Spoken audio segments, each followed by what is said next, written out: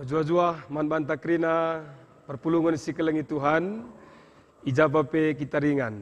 Dikatakan kami salom ras ibas kelengati Tuhan, ibas berngenda kita ipersadakan mulihi ibas acara podcast Modraman GBKP tanggal 10 Maret 2025. Guna bengket ibas acara ta berngenda, maka ras lebe kita nengkahkan kata dibata, ibas renungan singkat, singgo isikapkan kami man bantakrina. Mari ras kita artoto, guna ngalaukan renungan singkat enda, artoto kita. Bapa kami, siringan ibas surga, bujur Tuhan, kesempatan si muhuli, ipersadakan dibata kami, rekelangkan acara podcast Modraman GBKP. Tuhan, guna erlajar tema ibas Pak Senda, ate kami kentisik nulih kempak katandu Bapa, sim pegagahi kami, sing ngelayasi kami karena jabu. Singgo sikapkan kemahandu, Tuhan si masuma-susa, man kami krina. Arah anak Yesus Kristus, kami ertoto man bandu Tuhan. Amin. Perpulungan si Muhammad si kelengi Tuhan, sahabat podcast, ibas Pak Senda singgo sikapkan kami ema Joshua 24 ayat 14 sehku ayat 15. Kata dibata nina bagenda. Dage genduari nina Joshua ngumputiranana, pahagalah Tuhan, dan sembahlah ia lututus ate ras patuh. Pedaulah dibata Sinai isembah nini ninindu, i Mesopotami ras i Mesir. Janah man Tuhan sajalah kam ersembah. Adilaya kam nu muhulir sembah man Tuhan. Pilihlah sendah iseatendu isembahdu. Dibata si isembah nini nindu i Mesopotami. Entah dibata kala Amori si inganindu tanah nagenduari. Tapi adi aku ras isi jabungku. Tuhan saja ngenca isembah kami. Kekelengan Tuhan lid kata bijak. Nina, hidup adalah sebuah ketetapan, tetapi cara hidup adalah sebuah pilihan. Hidup itu sebuah ketetapan, tetapi cara hidup adalah sebuah pilihan. Engkau tetapkan di bata hal-hal tertentu bas geluhta, sila bobanci siobah.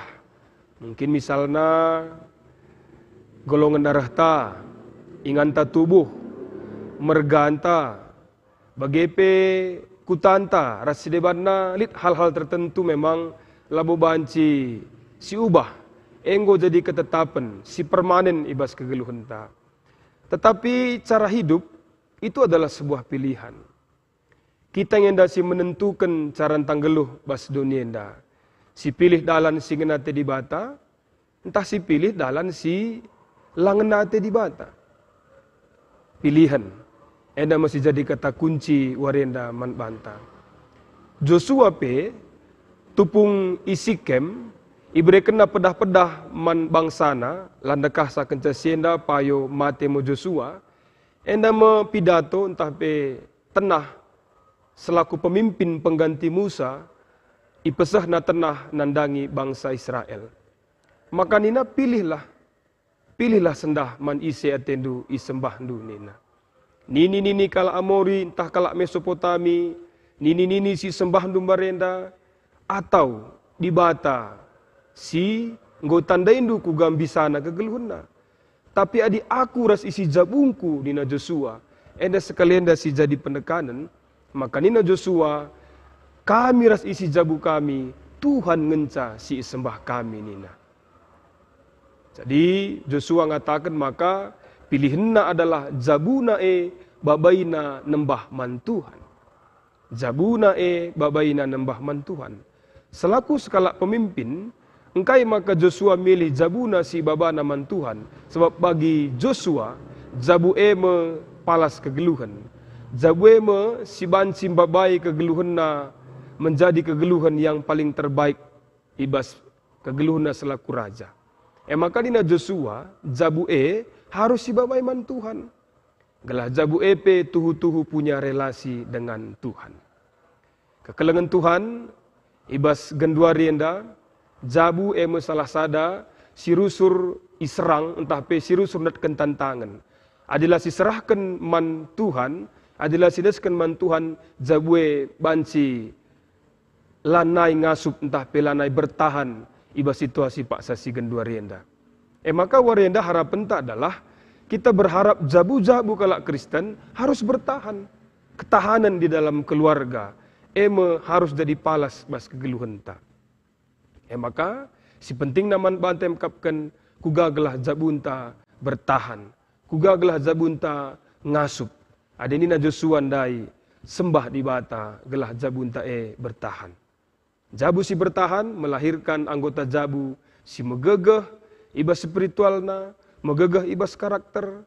Bicara kujape kegeluhan jabuenda banci ipasu-pasu Tuhan berhasil dan punya karakter seperti karakter Kristus.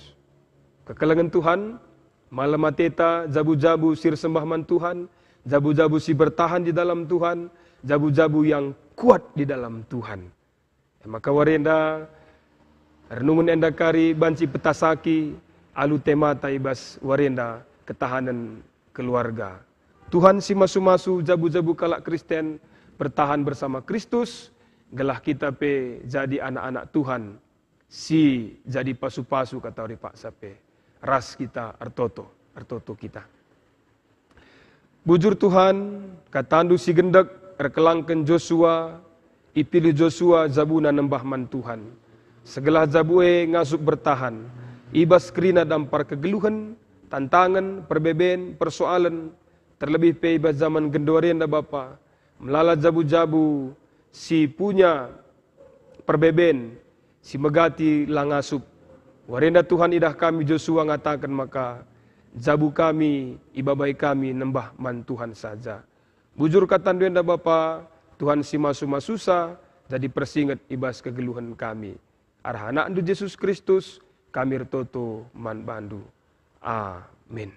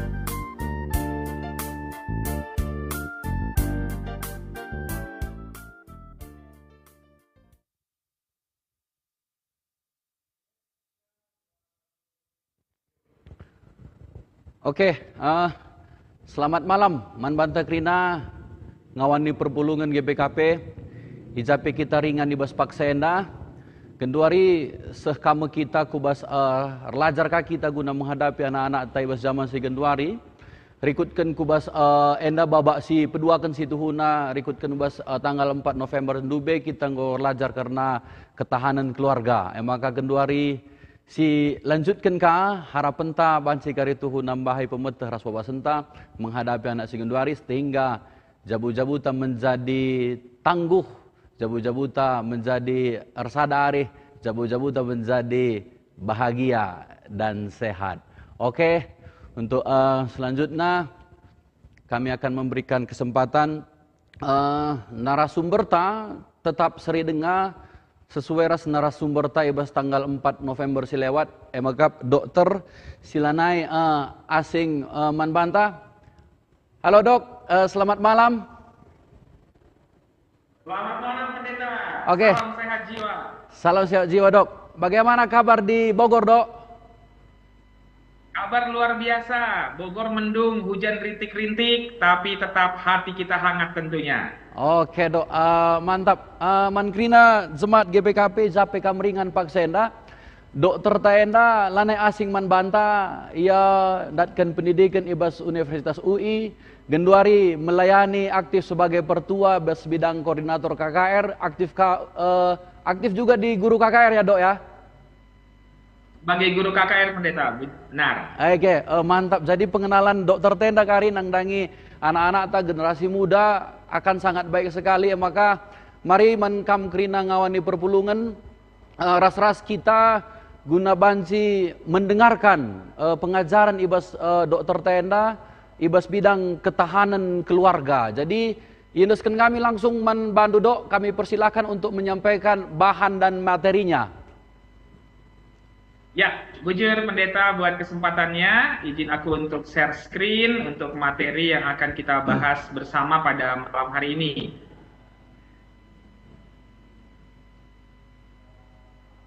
Maka sudah bisa terlihat layarnya pendeta? Oke, pas dok, mantap. Oke, jadi hari ini kita akan membahas bersama satu topik yaitu menjaga ketahanan keluarga di era digital ini. Ya, jadi tadi sudah diperkenalkan oleh pendeta aku Dr. Lahargo Kembaren. Di media sosial aku punya slogan Sejigo, sehat jiwa bersama Lahargo. Ya, Bapak Ibu sekalian, dunia ini adalah dunia yang terus-menerus berubah ya, selalu ada perbedaan di setiap zamannya. Kita kenal ada zaman 1.0, mekanisasi, 2.0, elektrifikasi, otomasi dan globalisasi. Dan saat ini kita berada di sebuah zaman yang kita sebut digitalisasi, di mana hampir semua perangkat elektronik kita terhubung dengan internet. Ada artificial intelligence, AI, ada juga penyimpanan data di cloud, ada juga chat GPT. Inilah dunia kita sekarang ini. Dan kedepannya kita akan bersiap juga menghadapi sebuah zaman yang namanya personalisasi, di mana teknologi informasi itu digunakan untuk memanusiakan manusia dengan teknologi yang ada ini. Dan tentunya manusia juga berusaha menyesuaikan diri dengan berbagai perubahan yang terjadi di dunia ini. Sehingga kita mengenal berbagai generasi-generasi yang berbeda ya. Ada greatest generation, silent generation, ada baby boomer, ada generasi X, ada generasi Y atau dikenal juga dengan generasi milenial. Anak-anak muda sekarang ini kita sebut Gen Z atau Gen Z, generasi Z. Dan mereka yang masih SD, TK ya, itu generasi Alpha. Dan tahun 2025 ini, kita kedatangan ini, generasi baru, anak-anak yang lahir di 2025, itu disebut generasi Beta. Dan setiap generasi punya tantangannya sendiri, punya karakteristiknya sendiri. Nah, generasi-generasi inilah yang membentuk keluarga kita. Dan kita perlu menjaga, mengenal, mengetahui juga ya, agar ketahanan keluarga ini bisa kita wujudkan. Kita coba kenali ya anak-anak zaman sekarang atau yang dikenal dengan generasi Z ataupun generasi Alpha ini. Yang pertama, karakteristik mereka ini hyper connected. Mereka akan selalu terhubung dengan internet dan digital. Sehingga memutuskan mereka dengan gadgetnya, dengan komputer dan internetnya hampir tidak mungkin. Yang bisa kita lakukan adalah mengontrol, mengendalikannya, meregulasinya. Kemudian independen. Anak-anak generasi ini selalu ingin bebas tentang dirinya sendiri. Visual, mereka akan lebih menyukai hal-hal yang sifatnya gambar, infografik, dan video. Itu lebih menarik perhatian mereka. Technological, sangat mudah ya anak-anak ini untuk belajar teknologi-teknologi yang baru. Sementara orang tuanya mungkin masih gaptek gitu ya. Kemudian diverse, banyak banget ya anak-anak sekarang ini punya ilmu pengetahuannya. Mereka terpapar dengan berbagai banyak informasi. Sehingga kadang-kadang kita kaget gitu melihat, oh mereka tahu ini ya, oh mereka punya pemikiran seperti ini. Nah ini yang perlu juga kita sikapi agar ketahanan keluarga ini tetap terjaga baik. Sayangnya, anak-anak generasi ini juga cukup rentan ya terhadap masalah kesehatan mental. Ini juga perlu kita pahami lebih jauh ya, agar kemudian masalah kesehatan mental ini tidak mengganggu ketahanan di dalam keluarga. Ya, masa anak dan remaja adalah masa yang kritis bagi kesehatan mental, yang saat ini sering sekali mengganggu ketahanan keluarga. Kenapa demikian? Karena masa anak dan remaja ini adalah masa perkembangan. Bukan cuma fisik yang bertambah besar, tetapi otaknya, emosinya, identitas dirinya, dan sosialnya itu juga berkembang. Dan masa-masa anak dan remaja adalah masa yang penuh dengan stresor dan resiko untuk kesehatan mental. Kenapa begitu? Ada banyak peristiwa traumatis yang mungkin mereka alami, seperti misalnya diperlakukan tidak baik oleh orang lain, dibully, orang tuanya, ada kekerasan verbal, kekerasan fisik, internet, ada tsunami informasi yang melimpah ya, sehingga kelelahan di otaknya. Orang-orang zaman sekarang menyebutnya itu brain rot ya, karena kebanyakan nonton video-video pendek yang cepat-cepat gitu ya, itu menguras banget otaknya ya. Belum lagi ada pressure, tekanan di sekolah, di akademik. Ini bukan masa yang mudah buat anak dan remaja di masa kini. Bahkan data menunjukkan dari WHO, 1 dari 7 anak remaja tuh punya masalah kesehatan mental. Ya, mereka yang melakukan tindakan melukai diri sendiri atau self-harm, cutting, atau kita sebut juga barcode, itu semakin meningkat. Bahkan anak-anak muda yang berpikir untuk mengakhiri hidupnya juga sangat banyak di zaman sekarang ini. Dikatakan bunuh diri itu penyebab nomor 4 kematian pada anak-anak muda di zaman sekarang. Ya, ini bukan masa yang mudah.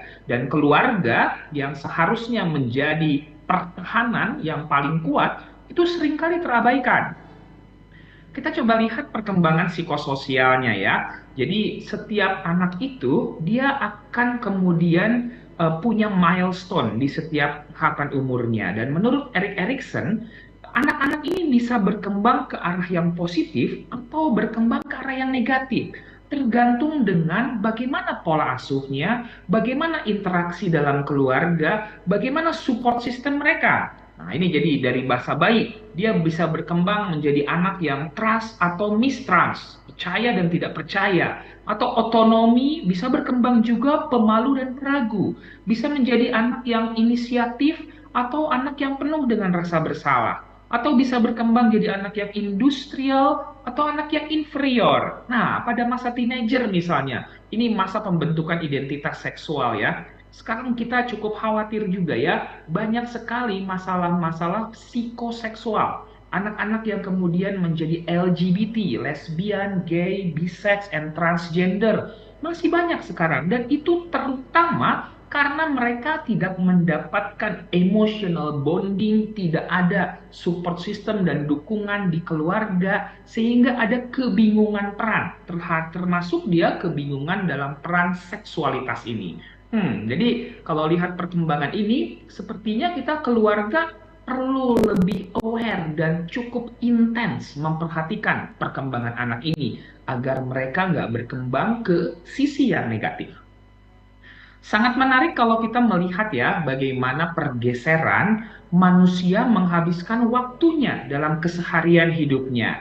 Nah, kalau kita lihat di gambar ini tahun 1930 ya, kita coba tracking nih sampai ke masa sekarang. Tahun-tahun 1930 itu manusia menghabiskan waktunya kebanyakan itu dengan keluarga paling tinggi. Dengan teman di sekolah, dengan teman-teman mungkin di lingkungan, tetangga, gereja, ataupun tempat-tempat makan. Dan kita lihat online itu paling bawah gitu ya. Nah, nanti kita lihat nih pergeserannya. Bagaimana manusia menghabiskan waktu dalam kehidupannya sehari-hari.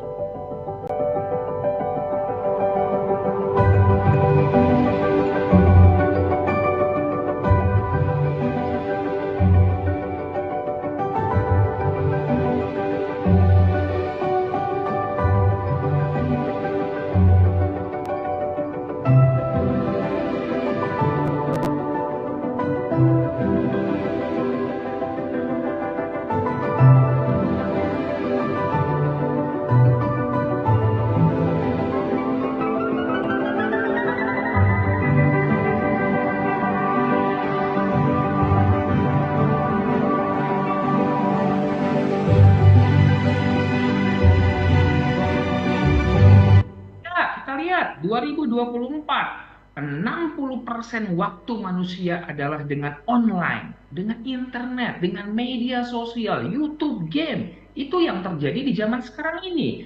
Inilah yang kemudian kita perlu cermati bersama. Karena banyak sekali ketahanan keluarga yang kemudian hilang karena nggak ada waktu berinteraksi dengan baik. Sekarang ini orang sibuk mengetik saja. Jadi mulailah kita harus rindu mata yang menatap daripada jari yang mengetik.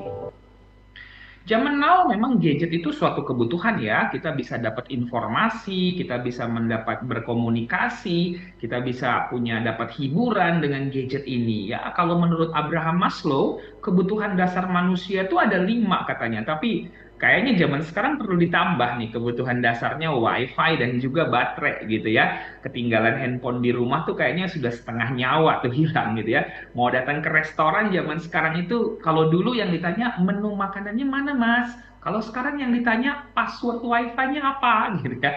Kalau dulu makanan sudah terhidang, kita akan berdoa dulu sebelum makan. Tapi sekarang, foto-foto dulu, upload ke WA status atau Insta Story atau Facebook, baru deh kemudian makan gitu ya. Yes, dari zaman dulu sampai sekarang, orang tua pasti akan berusaha memberikan yang terbaik bagi yang tersayang. Setiap masa ada ceritanya. Dulu anak-anak dikasih balon tuh seneng banget gitu ya. Tapi coba zaman sekarang, wifi di rumah error, pulsa habis, kuota habis. Wah, udah mati gaya anak-anak zaman sekarang ini.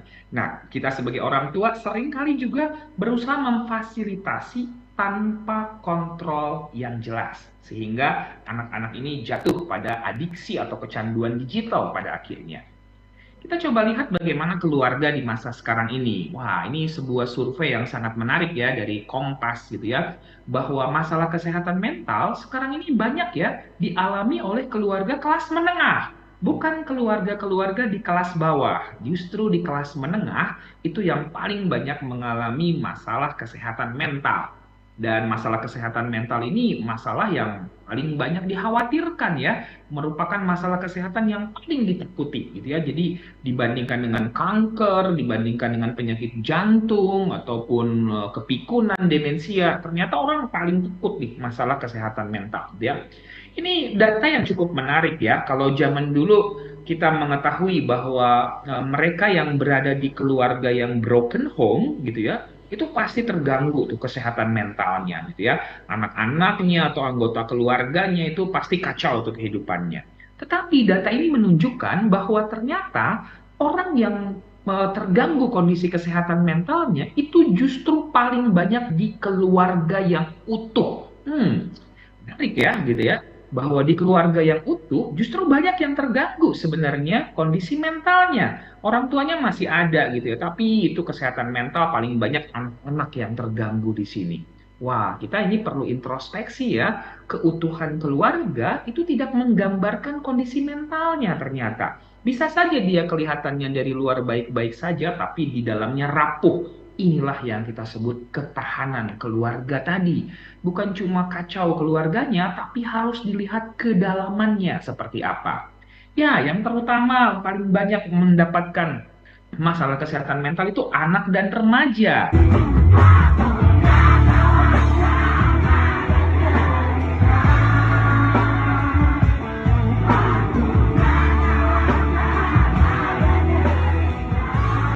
Ya, anak-anak zaman sekarang tidak sedang baik-baik saja loh kesehatan mentalnya. WHO mengatakan 1 dari 7 anak-anak muda, anak dan remaja di masa kini itu punya masalah kecemasan dan depresi. Itu yang paling banyak. Coba lihat aja anak-anak sekitar kita gitu ya. Kelihatannya baik-baik saja, tapi coba kita deep talk, bicara dengan baik dengan mereka. Banyak sekali problem-problem yang kita kadang-kadang nggak tahu ya tentang kehidupan mereka ini. Kita perlu banyak nih kemudian memperhatikan hal ini ya. Nah, ini satu fenomena akibat gadget juga ya, akibat kita terlalu terpaku dengan handphone kita. Ada satu fenomena psikososial yang disebut sebagai pubbing atau phone snubbing. yaitu sikap mengabaikan seseorang yang sedang berinteraksi dengan kita karena perhatian kita tertuju kepada ponsel saja. Coba kita lihat Bulang ini gitu ya. Apa kira-kira yang dirasakan oleh Bulang ini gitu ya? Orang yang disayang keluarganya ada di situ. Makanan yang enak-enak terhidang di meja, tetapi semua sibuk dengan handphonenya. Tentu dia merasa sedih, kecewa, mungkin pengen marah gitu ya. Ini situasi sekarang ini, pabing, ponsnabing ya. Dan ini juga menjadi salah satu penyebab munculnya ancaman kesehatan global di masa kini. Oleh WHO dikatakan dengan jelas bahwa ancaman global kesehatan di masa kini adalah loneliness atau kesepian. Yes, kesepian ini menjadi tantangan bagi keluarga. Kenapa? Karena tadi terlalu banyak orang melekat dengan gadgetnya. Bayangkan 60% orang itu habis waktunya itu dengan gadget. Kadang-kadang di rumah kumpul tapi sibuk di kamar masing-masing. Nggak ada lagi tuh pertemuan-pertemuan keluarga. Jarang sekali bicara heart to heart, eye to eye. Inilah yang memicu masalah besar dalam keluarga, yaitu kesepian, loneliness. Dan oleh WHO dikatakan resiko dari kesepian ini sama besarnya dengan merokok, minuman keras, dan obesitas. Jadi kita bisa lihat betapa berbahayanya isolasi sosial dan kesepian atau loneliness ini. Ya, ketergantungan terhadap gadget, ketergantungan terhadap internet di masa-masa kehidupan keluarga itu punya masalah besar. Yang paling sering itu adalah comparing atau membanding-bandingkan. Gampang ya kita melihat kehidupan orang lain, dia sedang dengan siapa, lagi di mana, lagi ngapain, dan tidak jarang itu ada usaha kita untuk membandingkan. Dan ketahuilah secara psikologis, membanding-bandingkan hidup itu adalah pencuri utama kebahagiaan. Karena pada waktu membandingkan, orang menjadi insecure sehingga lupa untuk bersyukur dengan apa yang dimilikinya. Adiksi digital ini menjadi problem bagi ketahanan keluarga di masa kini. Penggunaan media dan perangkat digital internet yang tidak terkontrol dan kompulsif, dan ini memberikan begitu banyak dampak terhadap kehidupan keluarga. Bukan cuma keluarga, pekerjaan, sekolah, relasi dengan orang lain, dan kesejahteraan itu kemudian menjadi terganggu. Ini bukan suatu hal yang main-main gitu ya, sebuah systematic review dan juga meta-analisis, ya ini adalah riset yang tingkat kepercayaannya paling tinggi, mengatakan bahwa adiksi smartphone di dunia itu 26,99%. Bayangkan dari 3 orang, ada 1 orang mungkin yang ketergantungan, kecanduan, adiksi terhadap smartphone-nya. Demikian juga media sosial, internet, cybersex. Anak muda sekarang ini banyak kemudian yang konsul nih, datang gitu ya, dokter tolong saya, kenapa? Gitu ya, saya kecanduan dok, PMO. Apa kepanjangannya PMO? Pornografi, masturbation, dan orgasm. Jadi dia masturbasi sambil ngelihat video porno di internet sampai orgasme. Wah, itu sudah jadi kecanduan. Dan itu juga pintu masuk berbagai masalah psikososial, termasuk orientasi sosial yang terganggu. LGBT, pedofilia, itu muncul tuh dari situ. Gimana di Indonesia? Di Indonesia penelitian yang dilakukan di wilayah Jakarta dan sekitarnya itu mengatakan 7 dari 10 remaja putri itu kecanduan media sosial. Dan 9 dari 10 remaja putra kecanduan games online. Ini situasi kita sekarang. Dan dari mana ini berasal? Dari keluarga. Ketahanan keluarga yang buruk memudahkan orang mengalami yang namanya adiksi terhadap smartphone ini. Inilah yang akan kita lihat di zaman sekarang ini, banyak orang yang overthinking. Dikit-dikit mikir yang negatif gitu ya, berpikir yang negatif yang belum tentu terjadi. Dan itu membuat sensasi di tubuh yang nggak nyaman. Asam lambung lah naik, GERD lah, pusing, jantung berdebar, nafas pendek gitu ya. Overthinking itu seperti apa? Seperti ini. ทุกคนกลับมายืนสิกลับมาถึงยังเอากลับมายืนกระน้ำแค่เนี้ยกูเบื่อ Ya, begitu ya. Jadi belum tentu terjadi gitu ya, tapi dia udah khawatir, cemas. Nah, kecemasan itu paling tinggi di zaman sekarang. Dan zaman sekarang ini ada penyakit yang kita sebut namanya penyakit SMS. Apa itu? Senang melihat orang susah, susah melihat orang senang. Kayak gimana dia?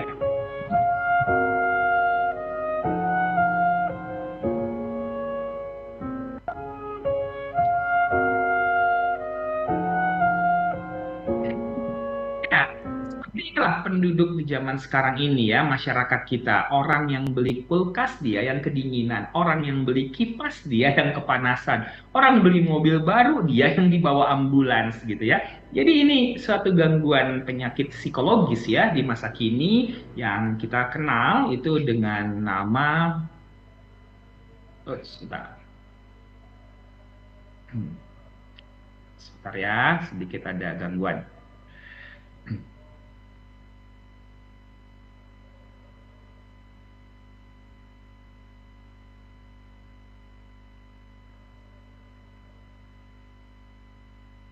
Sebentar ya, pendeta. Oke.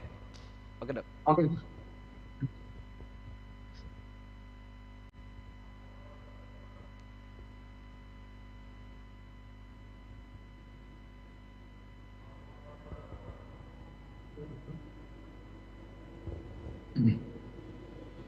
Iya, sedikit ada gangguan. Oke. Oke, apakah sudah bisa terlihat? Oke, silakan, Dok. Silakan, Dok. Ya, sorry ya, ini sinyalnya tadi agak terganggu.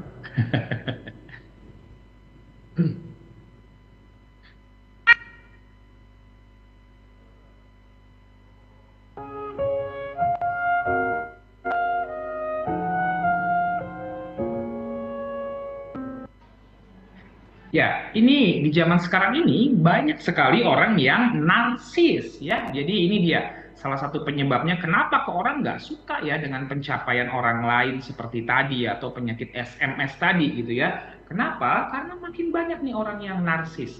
Dan orang yang narsis itu secara psikologis itu kita sebutkan namanya NPD ya, Narcissistic Personality Disorder. Nah, seperti apa itu orang yang narsis? Dia itu selalu menceritakan tentang dirinya, selalu ingin menjadi yang paling hebat, selalu ingin yang diistimewakan, dipuja dan dipuji. Dia akan bercerita terus tentang dirinya sampai orang kemudian perhatian terus ke dia. Kurang lebih orang yang narsis itu seperti ini.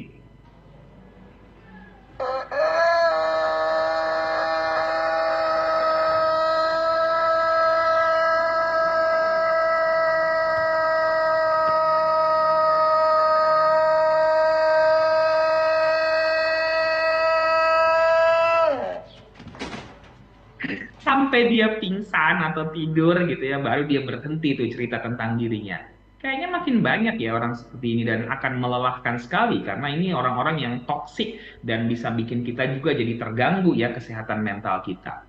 Kasus-kasus self-harm di dalam anak-anak dan remaja ini semakin meningkat. Sangat miris sekali. Saya hampir setiap hari ada aja anak yang cutting, melukai dirinya, menyayat tangannya dengan benda yang tajam, pukul kepalanya gitu ya.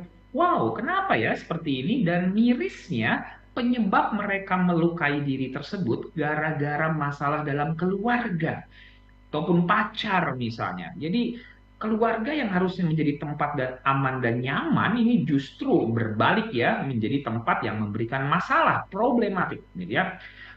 Self harm itu tindakan melukai diri sendiri ya, tapi tujuannya mendapatkan ketenangan. Wah, ini kan sangat miris dan aneh, paradoks gitu ya. Dia melukai dirinya sendiri dengan tujuan dapetin ketenangan. Dengan cara apa? Cutting, mengiris tangan atau bagian tubuh lain atau disebut juga barcode. Ada yang hitting, pukul, benturin kepala, jatuhin badan ke lantai, atau ada yang jatuh kepada addiction, main games terus-terusan, alkohol, pornografi, atau judi online. Ini suatu bentuk self-harm juga. Coba kita lihat ya, gimana nih cycle-nya. Kenapa bisa begitu? Yang pertama adalah adanya emotional, ya. Ada emotional suffering. Jadi zaman sekarang ini banyak orang yang mudah stres gitu ya, masalah mental emosional, cemas, depresi. Dan kalau dia nggak punya manajemen stres yang baik dan juga tidak ada support system, tidak ada keluarga yang mendukung, maka akan terjadilah emotional overload. makin bertumbuk, makin terakumulasi, makin berat, sehingga dalam satu waktu dia akan panik, gelisah, harus mengatasinya, harus keluar, exit dengan cara apa. Nah, yang terpikirkan instannya adalah self-harm. Memang dengan melakukan self-harm atau melukai diri dengan cara cutting, ataupun kecanduan, games, internet, pornografi, judi online, itu di otaknya akan keluar sebuah hormon namanya dopamin. Itu hormon yang memberikan ketenangan. Tapi itu adalah ketenangan sesaat yang semu atau palsu. Kita menyebutnya temporary relief. Dan itu bikin rasa malu, bersalah, berdosa, kecewa. Dan itu memperberat lagi beban emosionalnya. Inilah yang kemudian terjadi di masa kini ya. Ya, anak-anak muda sekarang sering disebut mentalnya lemah ya, atau banyak yang melabel mereka dengan sebutan generasi stroberi. Wah, payah nih generasi sekarang nih, baru 1-2 bulan kerja langsung minta resign gara-gara nggak tahan dengan beratnya tekanan. Nah, mulailah orang tua membandingkan dengan mereka dulu, "Oh, papa dulu, mama dulu gitu ya. Labelisasi generasi stroberi adalah seperti buah stroberi ya, luarnya tuh indah, merah, menarik. Seperti itu juga katanya generasi sekarang. Ingin dapat sesuatu yang wah dengan cara yang mudah. Tapi sama seperti buah stroberi. Ketika kena tekanan, dipencet atau diinjek langsung remuk, langsung hancur. Seperti itu juga katanya kondisi mentalnya. Saya kurang setuju bahwa keluarga harusnya berperan lebih agar tidak menciptakan generasi stroberi. Karena generasi stroberi pasti ada petaninya. Siapa petani stroberinya? Orang tua. Keluarga adalah tempat membentuk generasi stroberi. Kalau kita nggak bertobat, tidak melakukan refleksi dan introspeksi terhadap pola asuh yang harusnya memberikan ketahanan keluarga yang baik di masa kini. Ya, Bapak Ibu sekalian, ketahuilah akan tiba saatnya di mana kasur akan lebih lega, tapi terasa kosong. Tembok rumah akan putih bersih, tapi suasana rumah akan jadi lebih hening. Akan tiba saatnya rumah kembali rapih, tidak berantakan ketika anak-anak masih di rumah, tapi suasananya sepi. Akan tiba saatnya waktu luang berlimpah, tapi sulit sekali untuk bertatap muka. Akan tiba saatnya tangan tidak akan lagi pegal memberesi, menggendong anak-anak, tapi hati yang pegal untuk menopang rindu kita. Karena akan tiba saatnya di mana kita bukan lagi menjadi yang utama bagi mereka. Karena mereka punya kehidupan sendiri. Karena itu, jaga ketahanan keluarga kita di masa kini, di masa digital ini. Sekarang saatnya jadikan keluarga menjadi nomor satu. Jangan lagi ada alasan. Alasannya seringkali ku dengar, alasannya seringkali kau ucap. Ikan kebersamaan keluarga jauh lebih berharga. Rindulah mata yang menatap, bukan jari yang mengetik. Yang paling penting, matikan gadget kita, berinteraksi dengan anak-anak dan anggota keluarga kita. Jangan sampai itu menggantikan kebersamaan dalam keluarga. Ngobrol, tatap muka orang yang kita sayang. Kita masuk ke topik berikutnya, yaitu adalah prinsip-prinsip dasar bagaimana menjaga ketahanan di dalam keluarga kita ini. Yang pertama, prinsipnya adalah tetaplah bersama. Memiliki hubungan yang kuat dan positif dengan orang yang kita cintai dan mencintai kita, terus memberikan dukungan dan penerimaan, itu diperlukan saat kita melewati situasi yang sulit. Cobalah dalam keluarga selalu bekerja sama sebagai tim, bagaimana menghadapi masalah yang satu dan masalah yang lainnya. Yes, ingatlah bahwa kita mungkin nggak selalu setuju ya dengan pendapat anggota keluarga yang lain, tapi kita tetap bisa selalu berada di sisi yang sama menghadapi itu. Yang kedua, tetaplah penuh perhatian. Sangat mudah untuk kemudian kita tersapu dan kewalahan ya, untuk kemudian berinteraksi. Banyak sekali hal yang akan mendistraksi kita dari orang-orang yang kita cintai dan sayangi. Bahkan emosi kita juga sering sekali menjadi hal yang destruktif, negatif. tetapi tetaplah penuh kasih dan perhatian satu dengan yang lainnya. Tetap juga sehat jiwa dan raga. Ini pun merupakan faktor penentu dari ketahanan keluarga. Diet yang teratur, pola makan yang sehat, berolahraga, tidur yang cukup, bagus banget bagi fundamental, pondasi kesehatan fisik dan mental kita. Berlatih manajemen stres yang baik, teknik-teknik relaksasi itu akan membantu kita berhadapan dengan stres dan menjaga kesehatan mental kita juga tetap bagus. Yang keempat, tetaplah positif dalam segala hal. Setiap orang punya masa lalu. Tidak ada yang bisa mengubah masa lalu. Tidak ada cerita baru dari masa lalu. Banyak orang itu yang tidak tahan dalam keluarga karena terikat dengan masa lalunya. Akar sakit, luka batin, inner child yang terluka. Itu yang terus menjadi akar permasalahan dalam keluarga. Tetapi mencoba melihat masa kini dengan lebih positif, here and now, present moment, mindfulness, akan membuat kita punya kesempatan dan harapan untuk masa depan.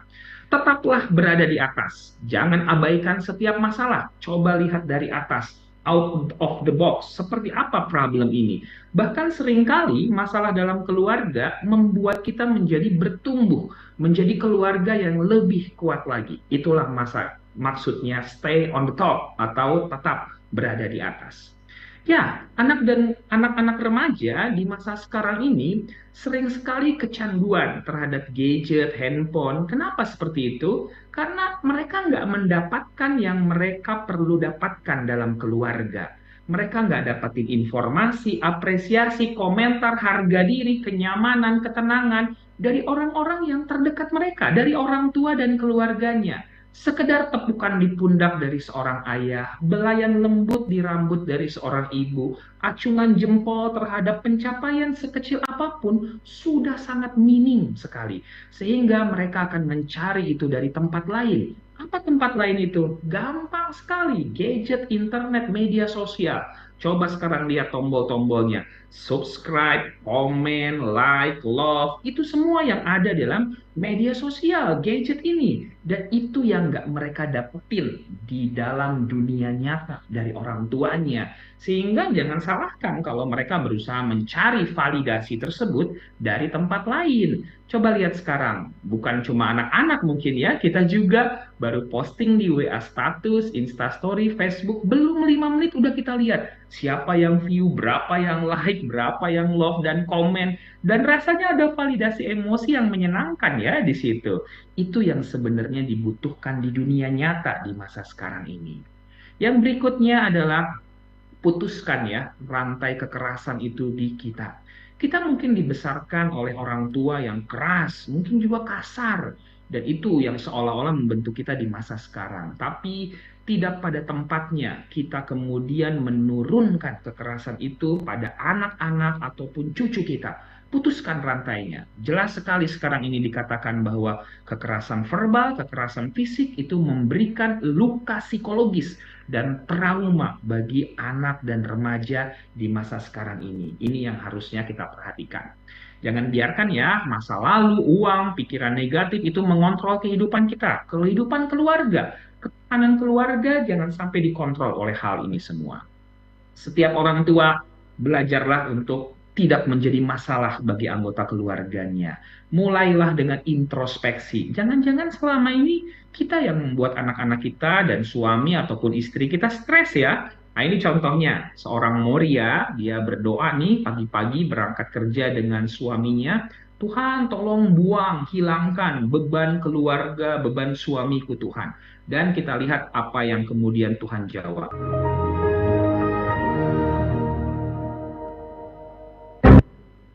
Tuhan menjawab doanya. Karena selama ini mungkin dia yang menjadi beban masalah bagi keluarga dan suaminya ya. Waduh, no hard feeling ya buat para Moria semua gitu ya. Dan ketahuilah bahwa kita pun pasti punya masa lalu yang nggak enak gitu ya. Tapi investasi terbesar pada pola asuh dan ketahanan keluarga adalah saat orang tua sudah berdamai dengan dirinya sendiri. Yakinlah bahwa yang menyembuhkan luka itu bukan waktu, tapi penerimaan diri. Dan kita pun nanti akan tahu bahwa yang membuat kita tumbuh bukannya lari, tapi berani untuk menghadapi. Ciptakan selalu ya kegembiraan dalam keluarga, karena hati yang gembira adalah obat, itu juga benar sekali adanya. Ketahanan keluarga dimulai dengan adanya kegembiraan di setiap momen keluarga, di setiap saat kehidupan. Perdeu.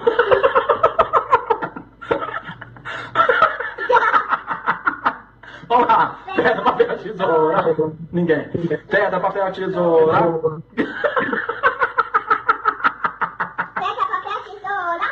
Quebrei de novo. Que é isso? Pedra, papel, tesoura. Perdi, né? Pedra, papel, tesoura. Perdi. Perdi. Que brincadeira besta, né? Ela com a cara toda pedra. Ó, pedra, papel, tesoura. Ganhei. Hai para orang tua, bermainlah gembira dengan anak-anakmu sampai mereka nggak perlu mencari kegembiraan di tempat lainnya, karena sudah cukup di dalam keluarga, ya. Dan sebagai orang tua, selalulah menjadi role model ya, contoh dan teladan bagi anak-anak, termasuk dalam menggunakan handphone.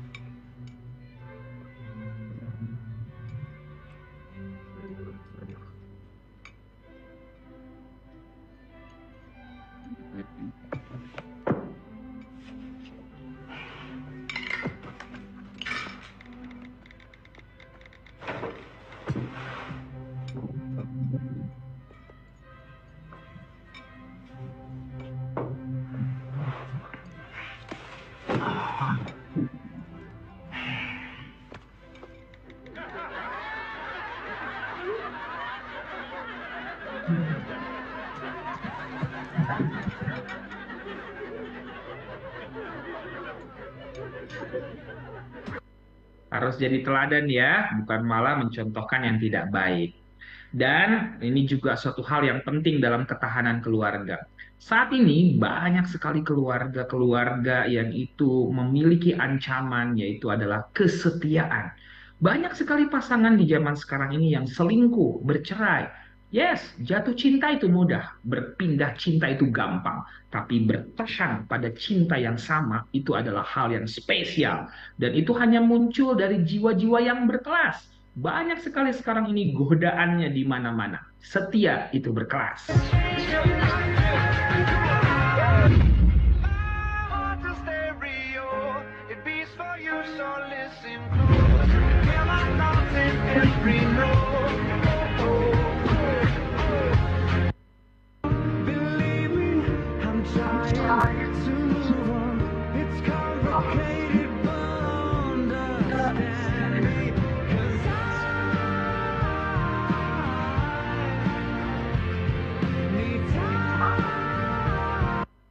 Ya, keharmonisan dan kesetiaan itulah pondasi ketahanan keluarga yang baik di masa sekarang ini. Banyak keluarga yang rusak, hancur, dan anak-anak yang menjadi korban karena hilangnya kesetiaan akan kesucian sebuah pernikahan yang kudus. Jadi, supaya bisa tetap terjaga dengan baik, jaga keintiman ya, intimasi dengan pasangan, agar relasi itu menjadi kuat. Kita bikin romantis, bikin paling romantis. Sambil bermain mata, tulen ke hati, hatinya jatuh. Kita bikin Jadi, bagaimana kita tetap kuat dengan pasangan dalam keluarga, itu prinsipnya ada love di sana, ada intimacy, dan ada komitmen. Keintiman ini yang bisa kita usahakan terus. Keintiman fisik, memeluk, mencium, berpegangan tangan, membelai rambut, bersentuhan, keintiman emosional, saling berbagi emosi dan saling mengerti, memberikan afirmasi dan dukungan, menangis tertawa bersama. Keintiman intelektual, ayo sharing tentang pemikiran, ide, pendapat, kejadian, buku, belajar hal-hal yang baru. Jangan lupakan juga keintiman waktu, bersama-sama melakukan sesuatu, olahraga bareng, pelayanan bareng, belanja ke pasar bersama, tamasya, trekking, menciptakan dan jalanin hobi yang bersama. Dan yang terakhir adalah keintiman spiritual. Seperti yang tadi Pendeta Ginting sudah sampaikan gitu ya, berdoa, beribadah bersama, mengutamakan keluarga dalam kepentingan keintiman spiritual ini. Jadi orang tua, jadi pasangan, juga hindari sikap yang reaktif ya. Karena sikap reaktif ini juga banyak menghancurkan keluarga ya. Jadilah orang tua, jadilah pasangan yang responsif. Nah, jangan seperti kejadian di mobil ini. Jika harus sakit, biarkan ku sakit. Jika harus nangis, biarkan ku menangis. Jika harus jatuh untuk bisa bersamamu, biarkan ku jatuh sampai lebam. Jika harus memohon, aku siap memohon. Namun ternyata hatiku tak ada rapuhnya. Ya, jangan reaktif ya, coba lebih responsif tentunya. Ya, kehidupan di dalam keluarga itu tidak jarang anak-anak ini melakukan suatu kesalahan ya. Banyak sekali luka batin yang dialami oleh anak karena orang tua terlalu reaktif, gampang marah, dan itu bikin anak menjadi trauma. Padahal bisa disikapi dengan tenang.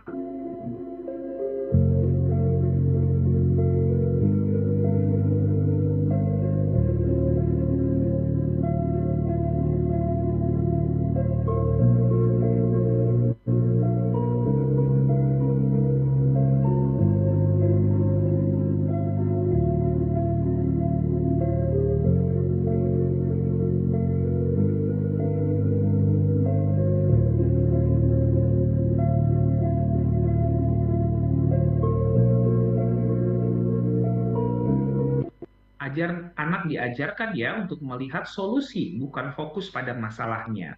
Karena firman Tuhan juga bilang ya, jangan bangkitkan amarah dalam hati anak-anakmu.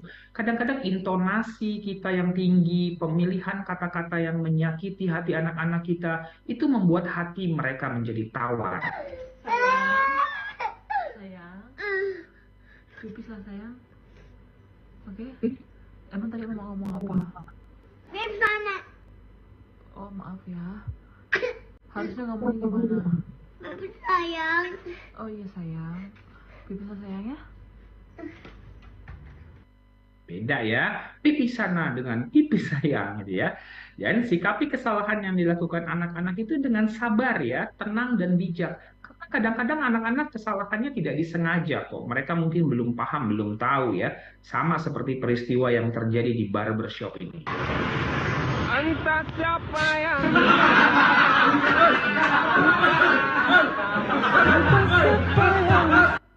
Ya, kesalahan bisa diperbaiki kan, dan kita orang tua lah yang perlu untuk membuat anak-anak ini paham tentang apa yang dilakukannya ya. Berikan selalu kasih sayang, karena kasih sayang, kehangatan ini penting bagi ketahanan keluarga. Kasih sayang bisa menyembuhkan luka.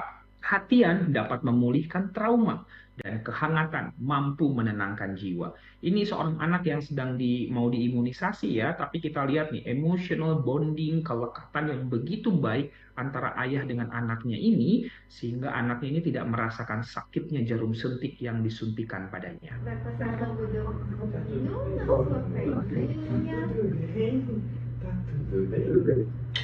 Agora o pai vai fazer uma massagem. Hoje é dia do beijo. Hoje é dia do beijo. Hoje é dia do beijo, sabia? Filha. Tá tudo bem, meu amor? Acabou. Segura o Nggak menangis ya anaknya ya. Inilah buktinya bahwa kasih sayang itu lebih dari painkiller apa ya. Ya, anak memang nggak langsung bisa ya. Kadang-kadang orang tua tuh nggak sabaran ya, pengen yang instan gitu tentang anaknya. Tapi cobalah kita sebagai orang tua berikan mereka kesempatan, dorongan, dan semangat. Biarlah mereka mencoba dan mencoba lagi. Kita jadi mentornya, jadi sahabatnya, untuk kemudian mendorong mereka mendapatkan yang menjadi cita-cita dan harapannya. Seperti seorang karateka cilik yang diminta untuk mematahkan sebuah papan ini. Gimana pelatihnya dengan sabar memberikan arahan. Ready, set, shot. Aya! Okay. Break it and shout. Ready, go!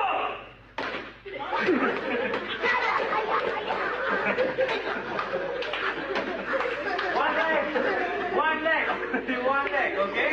Ready, go! This way. Aya! Okay, right leg, ready, go! No, right leg. Go! One more time, power! One more time. Hit over here. No. Go lagi. Ready, one more time, go! Aya! One more time. Ready, go! Nah, akhirnya bisa juga ya kalau kita sabar tentunya. Ya, saat ini adalah zamannya di mana anak-anak dan remaja dan kita orang tua gampang juga untuk stres ya. Kalau boleh saya ubah sebuah lagu balonku menjadi begini. Meletus atau tidaknya balon hijau, hati ini sudah sangat kacau. Lalu apa lagi yang dapat ku pegang erat-erat? Yes, stres dalam keluarga itu sangat sering terjadi. Dan kalau kita tidak melakukan manajemen stres yang baik, tidak jarang ketahanan keluarga itu bisa terganggu. Kita menjadi gampang marah, anak-anak mudah emosi, keributan dalam keluarga, itu akan membuat keluarga ini menjadi ambruk, hancur, dan rusak pada akhirnya. Sehingga penting kita untuk belajar ya, manajemen stres. Kita bagi menjadi 4 langkah berikut ini. Validasi, ventilasi, regulasi, dan konsultasi. Yang pertama, validasi dulu semua perasaan-perasaan yang negatif itu. Jangan mengabaikan, jangan menentangnya, dan berusaha untuk berempati ya terhadap perasaan-perasaan yang seperti itu. Emosi dan stres adalah hal yang alamiah dong, dan itu hal yang wajar. Setiap emosi, bahkan yang negatif sekalipun, punya alasan dan tujuan kenapa itu hadir kita rasakan pada satu waktu. Sehingga penting kita memvalidasinya. Nah, it's okay to not be okay.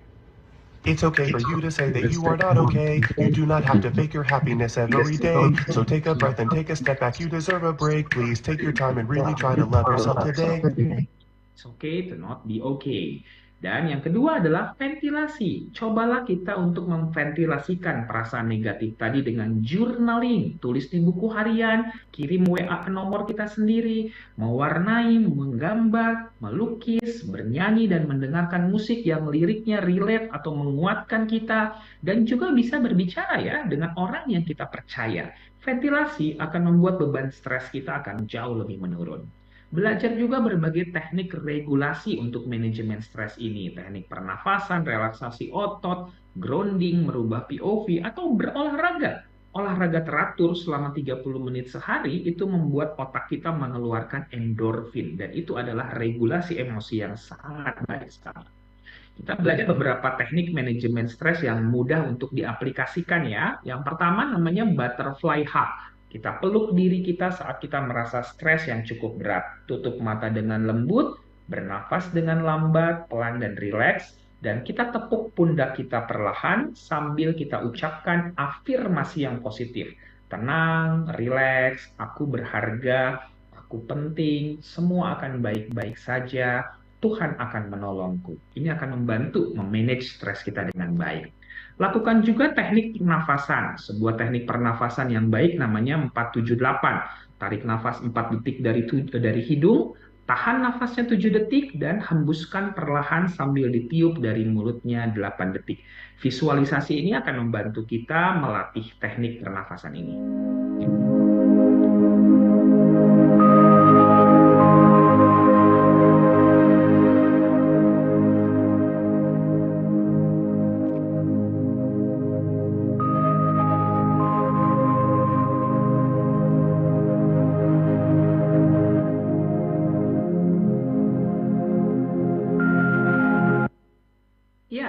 Karena pada waktu kita cemas, stres, itu nafas kita nggak beraturan ya. Itu membuat oksigen yang masuk ke otak kita pun menjadi berkurang ya. Mengatur pernafasan secara sadar seperti ini membuat kita lebih rileks. Terutama buat kita juga nih yang kesulitan tidur pada malam hari ya, insomnia. Nah, teknik ini bisa dipakai nih. Lakukan 5-10 kali, biasanya kita akan lebih mudah untuk jatuh tidur.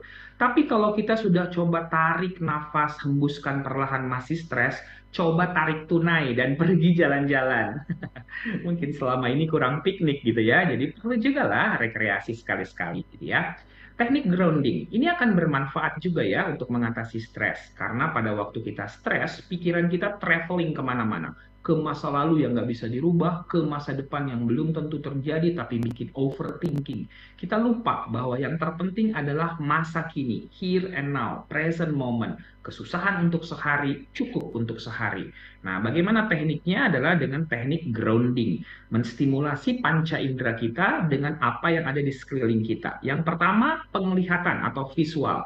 Kita segera lihat, fokus, tunjuk 5 benda yang ada di sekitar kita.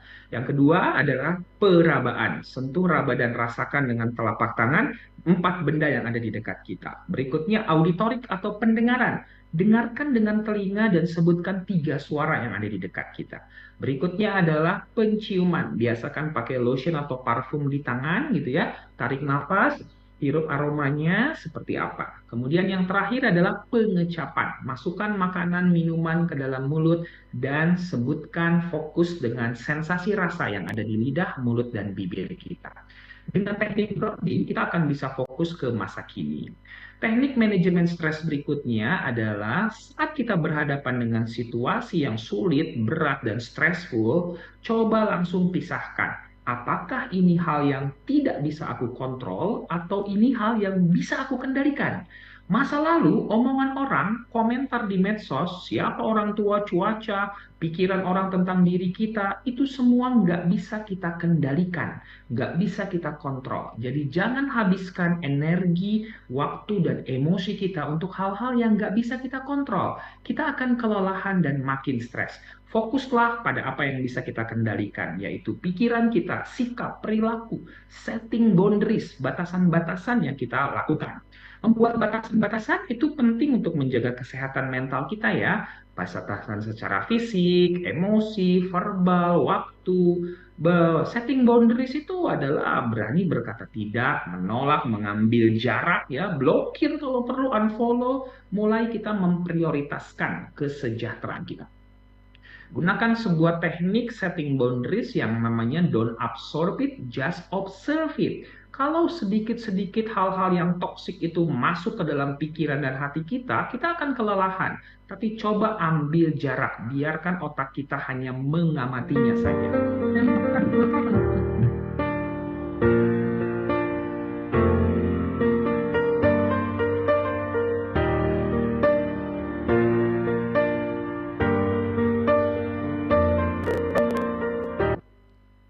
Mati saja ya, jangan mengharapnya.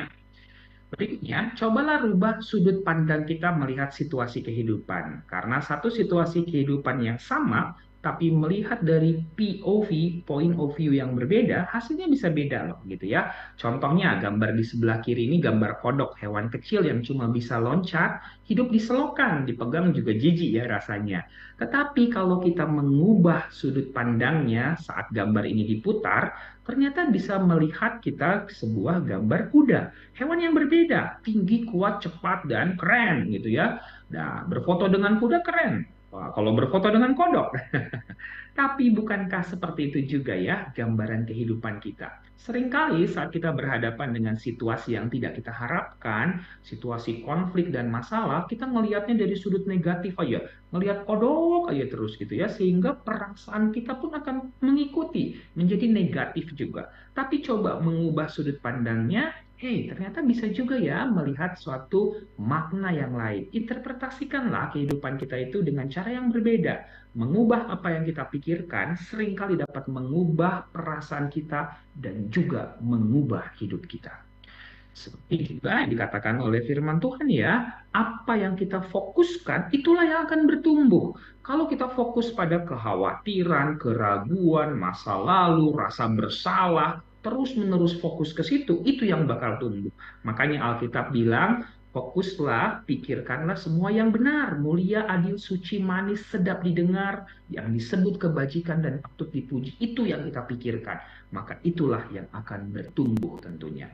Sering sekali di dalam keluarga itu punya ekspektasi, ada ambisi gitu ya.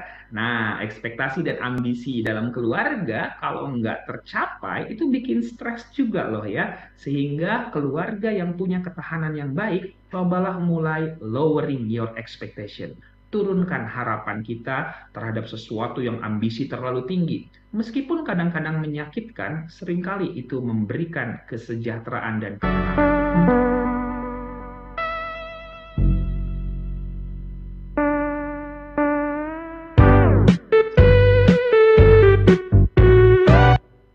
Ya, lowering your expectation ya.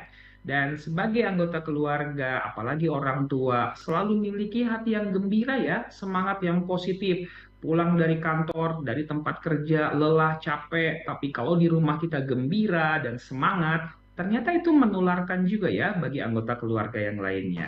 Seperti membeli. Boom chicka boom chick chick. Boom chicka boom chick chick. Boom chicka boom chick chick. Boom chicka boom chick chick. Boom chicka boom chick chick. Boom chicka boom chick. Boom chicka boom chick chick. Boom chicka boom chick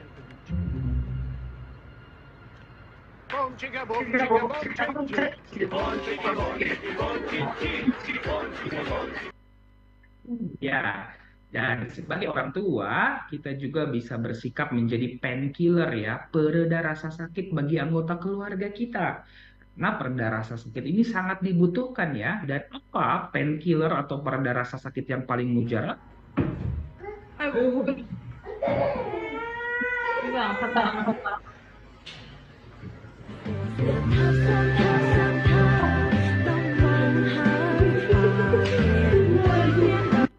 Ya, pereda rasa sakit yang paling mujarab adalah cinta kasih, pelukan, ciuman, perhatian, kehangatan. Ayo, miliki ini di dalam keluarga. Dan kayaknya sekarang ini perlu banyak dijual di apotik ya, karena susah nih dapetinnya di keluarga-keluarga zaman sekarang, padahal mudah dan murah kalau kita mau melakukannya. Kasih, itulah yang terutama. Ya, konsultasi ke profesional akan membantu agar kesehatan jiwa kita juga bisa terjaga dengan baik. Jadi jangan ragu ya, konsul juga ke psikiater, psikolog, perawat jiwa, konselor, pekerja sosial, kalau memang ada kesehatan mental yang terganggu dari kita. Ya, sebagai penutup kita coba lihat ya satu video ini. Setiap orang tua pasti ingin yang terbaik bagi anaknya. Tapi nggak jarang juga ya anak ngerasa kok orang tuanya terlalu keras, mamaku terlalu cerewet, papaku galak misalnya. Padahal ada maksud dan tujuan di balik itu semua. Nah, bila suatu saat kau dengarkan lagu ini dan mama sudah tak ada lagi di sampingmu, kau akan mengerti mengapa begitu menyebalkannya aku di matamu. Nah, jika saat nanti kau telah hidup sendiri dan dunia ternyata tak seperti harapanmu, ku ada di sini menjadi rumah yang selalu menanti kepulanganmu. Kelak kau kan jadi orang tua seperti mama yang ingin anakmu bahagia dengan hidupnya. Jadi, mari kita jaga ya ketahanan keluarga kita, sehingga setiap anggota keluarga kita, anak-anak kita, dapat tetap tersenyum, meskipun beban dan tantangan hidupnya sangat besar di depan dia. Karena mereka tahu siapa yang ada di belakangnya, ada kita orang tuanya, ada keluarga yang tepat bagi mereka. Dan mereka pun akan bernyanyi dengan lantang, anak-anak.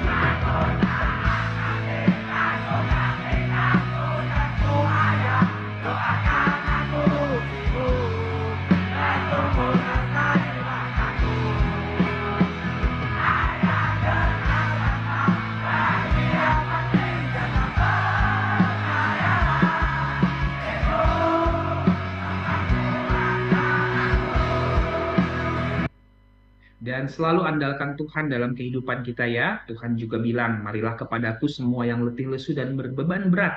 Aku akan memberikan kelegaan kepadamu.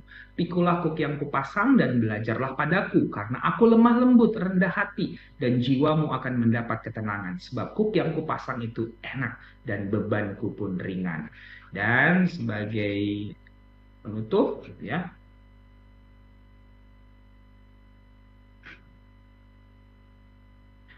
sebagai penutup, mungkin ada sebuah sulap, karena aku guru KKR juga gitu ya.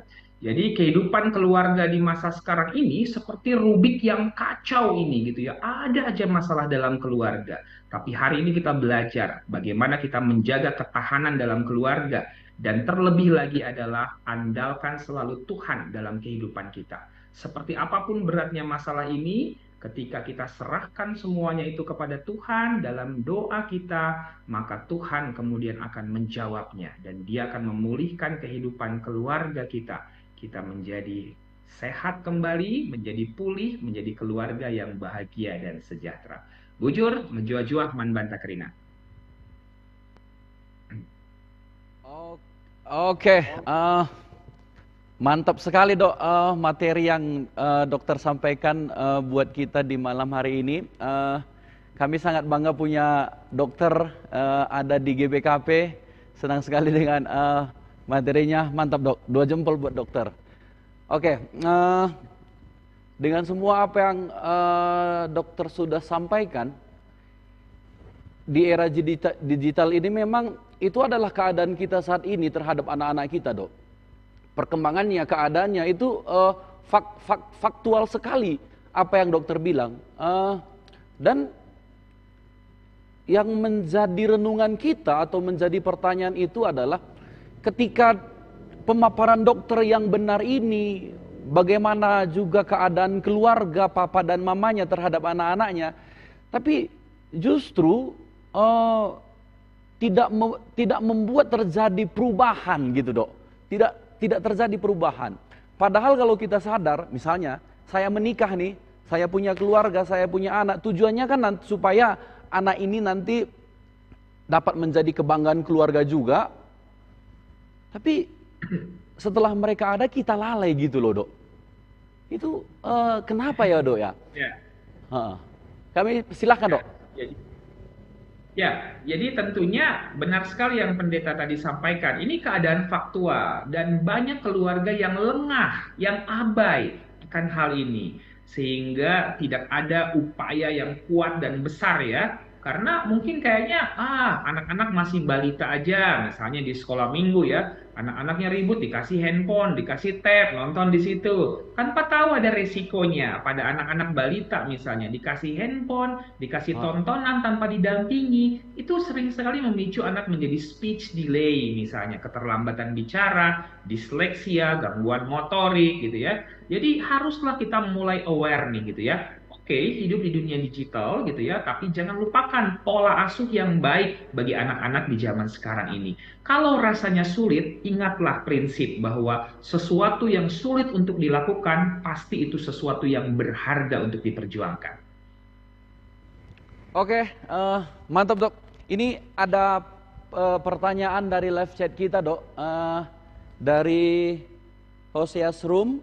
Boleh juga buat semua jemaat yang saat ini menyaksikan di YouTube, boleh silahkan tulis di live chat kita pertanyaannya supaya menambah wawasan dan pengetahuan kita. Jadi pertanyaannya seperti ini dok. Kalau orang tuanya sendiri yang seharusnya menjadi dasar ketahanan keluarga, tapi juga menjadi korban gadget, bagaimana memulihkan orang tuanya itu supaya bisa lepas dari belenggu gadget? Ini memang faktual juga dok ya. Kadang karena orang tuanya yang sudah terbelenggu gadget, anaknya dikasih sama seperti yang di foto orang tua tadi, kakeknya sudah bengong sendiri gitu. Itu kayak mana memulihkannya itu dok? Orang tuanya yang kecanduan. Ya, jadi orang tua perlu mengenali ya tanda-tandanya kalau penggunaan gadget itu sudah mulai berlebihan. Yang pertama itu kalau baru bangun aja pikirannya untuk mau buka gadget dan setiap saat tuh pengen buka gadget, medsos gitu ya, internet. Kemudian waktu yang kita gunakan untuk membuka gadget semakin lama semakin bertambah. Dan biasanya kita buka gadget kalau anak sekarang tuh bilangnya lagi gabut gitu ya, lagi stres, lagi banyak pikiran, baru buka gadget. Dan coba untuk mengurangi, tapi ternyata tidak berhasil. Atau kita mulai emosional, marah gitu ya. Dan performance dalam kehidupan kita sehari-hari, relasi dengan orang lain terganggu. Itu menunjukkan bahwa sudah ada penggunaan gadget yang berlebihan. Pada saat seperti itu, segeralah lakukan yang namanya digital detoxification. Jadi langsung di detox gitu ya. Lakukan diet gadget, tutup dulu notifikasinya misalnya, uninstall dulu program-program yang bikin kita adiksi, lakukan diet gadget selama beberapa hari, beberapa minggu, kita nggak membuka media sosial kita, nggak nonton YouTube, itu membuat otak kita menjadi refresh lagi, dan itu akan membuat kita terkoneksi lagi dengan hal-hal yang nyata, yang real, dan cobalah untuk mencari, menciptakan aktivitas non-digital. Kerjakan hobi-hobi yang baru misalnya, nggak harus semuanya gadget. Itu akan membantu menyeimbangkan lagi tuh kehidupan digital dan non-digital kita, sehingga kita menjadi semakin selaras, menjadi sejahtera, dan tidak menjadi emosional, stres, dan ini akan baik bagi ketahanan keluarga. Oke dok, fenomena hari ini di Tanah Karo dok, seperti yang dokter bilang tadi itu, mental anak-anak remaja hari ini dalam 1 minggu terakhir ini ada 3 kasus dok, karena masalah di rumah, karena ditegur orang tuanya gitu, jangan belanja online, belanja yang dibutuhkan saja. Dia hampir sekitar 3 hari loh dok nggak pulang ke rumah gitu, menghilang. 2 laki-laki 1 perempuan, dan yang perempuan sampai sekarang belum pulang dok. Ya. Itu bagaimana dok menghindari keadaan yang seperti ini, bahwa mentalnya itu yang sangat rapuh. Tadi kan dokter bilang gini kan, ada generasi stroberi. Harusnya kan kalau generasi stroberi itu manis gitu kan dok, karena buahnya pun enak gitu. Tapi kok nggak manis gitu kok. Tapi kok sepet rasanya. Mental mereka itu kok mudah sekali untuk down gitu loh dok. Itu gimana dok? Ya, perubahan sikap dan perilaku pada anak sebenarnya adalah cara anak untuk berkomunikasi dengan kita sebagai orang tuanya. Artinya ada sesuatu yang nggak benar nih selama ini. Ada sesuatu yang harus diperbaiki atau ditingkatkan antara relation, bonding, komunikasi orang tua dan anak. Dan itu harus dimulai kembali, diperbaiki lagi, dirombak ulang gitu ya. Bagaimana orang tua yang mulai memberikan perhatian, melihat apa yang dibutuhkan oleh anak, dan berkomunikasi dengan anak. Jadikanlah anak itu menjadi sahabat kita. Biarlah anak kita melihat kita adalah orang yang sangat layak untuk dijadikan orang nomor 1, dia berbagi. Karena sering sekali banyak orang tua tuh anaknya baru mau cerita gitu ya, langsung nasihat, langsung cerita, oh, papa dulu, mama dulu gitu ya. Tidak fokus untuk mendengarkan kisahnya sehingga kita mengetahui apa yang sedang dia hadapi. Jadi anak malas untuk cerita gitu ya. Itu yang akan membuat jarak ya, distant antara orang tua dengan anak. Jadi mulailah ya kita dengan anak itu coba cari kedekatannya, cari waktu-waktu khusus kita bisa ngobrol dari hati ke hati lagi dengan anak-anak kita. Oke dok, gini lagi dok, saya sangat senang ketika dokter tadi bilang kita harus punya family time gitu. Itu yang hari ini jarang sekali dok. Saya sendiri di rumah ya dok ya, anak saya yang kedua itu bilang sama saya, "Pak, kapan lagi kita renang?" Saya jawabnya gini dok, "Nanti kalau kamu jadi anak baik kita renang." Wah, gawat itu dok. Saya rasakan gawat dok ya. Oke, itu yang saya bilang sama anak saya dok. Padahal dia sangat senang sekali untuk berenang. Dan ini dok, sikap reaktif saya juga itu sebagai orang tua sangat cepat untuk meledak gitu dok. Saya nggak responsif seperti yang dokter bilang tadi. Itu kayak mana rupanya tekniknya dok, supaya kita menjadi orang tua yang responsif gitu dok, nggak orang tua yang reaktif. Dan kita memang kasih waktu untuk anak kita, family time gitu tadi dok. Gitu kayak mana teknik-tekniknya dok? Ya, jadi bagaimana cara menjadi responsif itu yang pertama setiap ada situasi atau keadaan coba berikan jeda, berikan pause, berikan jarak sebelum memberikan reaksi. Tarik nafas dalam, coba lihat situasi yang sedang dihadapi ini dan pilihlah respon yang tepat kepada apa yang sedang kita hadapi tadi. Dan kalau namanya waktu, kita harus menginvestasikan waktu kebersamaan keluarga. Jangan sampai waktu-waktu yang sisa yang kita berikan pada keluarga. Kita harus merancang ini gitu ya. Kayak tadi misalnya, kapan kita mau berenang lagi nih Pak gitu ya. Oke, kita lihat jadwal. Ini Sabtu sore jam segini kosong ini. Investasikanlah waktu di situ. Jangan mencari waktu yang sisa. Waktu yang tersisa itu mungkin tidak akan pernah ada. Tapi kalau kita menciptakan waktu kebersamaan keluarga, pasti akan selalu ada pada apa yang menjadi prioritas bagi keluarga kita. Oke, mantap sekali Dok, bincang-bincang kita malam hari ini. Buat semua jemaat juga dimanapun berada, kita masih punya beberapa waktu lagi. Kalau sekiranya ada pertanyaan boleh di live chat kita, supaya nanti topik ini boleh memang menyentuh hati kita, sehingga keluarga kita itu memang boleh menjadi keluarga yang tangguh. Itu adalah harapan kita menikah untuk menjadikan keluarga kita keluarga yang tangguh. Atau bisa gini juga Dok ya, dengan era digital yang hari ini tidak bisa kita bendung, atau memang kita nggak siap dengan era digital saat ini Dok, sistem informasi yang terlalu cepat, sehingga memang bukan hanya anak kita, orang tuanya juga tergilas dengan sistem digital ini. Itu bagaimana Dok supaya kita siap menerima era digital ini? Ya, mau nggak mau kita berada di era digitalisasi ini dan kita harus menyiapkan ketahanan keluarga kita. Tadi, seimbangkan selalu aktivitas digital dan non-digital kita. Perkuat komunikasi dalam keluarga, family time setiap saat. Kami di Bogor gitu ya, pada beberapa waktu yang lalu pernah kami punya sebuah gerakan, namanya Gerakan 1821.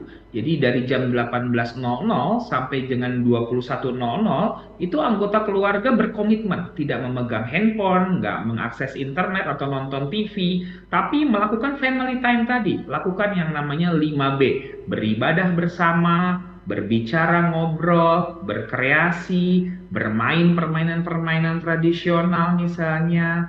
Nah, hal-hal yang seperti itu bisa dilakukan di dalam keluarga gitu ya. Jadi ada gerakan 1821. Boleh juga nih dicoba dilakukan ya, karena itu sebenarnya prime time ya, waktu kebersamaan keluarga. Kalau kita optimalkan hal itu, maka emotional bonding akan membuat ketahanan keluarga juga menjadi lebih baik. Oke, tadi saya perhatikan gini loh Dok, dari tahun 1930 sampai ke tahun 2024, persen kegiatan kita di gereja itu yang selalu di bawah itu Dok. Itu hanya nomor 3 dari peringkat bawah. Saya tertarik sekali dengan apa yang dokter bilang, kegiatan yang dokter lakukan di gereja dengan anak-anak itu, program itu 1821 itu sangat baik, sehingga bolehlah kan supaya meningkat grafik kegiatan di gereja untuk anak-anak ini boleh juga menjadi program nih Dok. Program di Runggun supaya perhatian sama anak-anak, pendidikan Alkitabnya juga baik, itu mantap sekali. Jadi ketahanan keluarga ini sangat kita butuhkan, karena itu adalah masa depan kita. Orang tua, mama dan papanya adalah yang membentuk karakter anaknya dalam rumah. Jadi marilah kita menjadi seperti yang dokter bilang tadi, role model yang baik dalam penggunaan gadget. Karena hari ini kitalah yang dilihat anak kita. Kitalah yang menjadi role modelnya, karena waktu kita sangat banyak untuk menggunakan handphone. Oke Dok, makasih buat bincang-bincang kita malam ini. Kami sangat berterima kasih buat apa yang dokter boleh bagikan. Ini akan menjadi jejak digital sangat berguna untuk semua jemaat kita, karena ini sangat mantap. Jadi terima kasih buat waktunya. Tuhan memberkati pelayanan dokter, sehat selalu, dan sampai ketemu di ketahanan keluarga 3 dan 4. Kalau ada nanti dibuat varia GBKP. Kami sangat bangga punya dokter.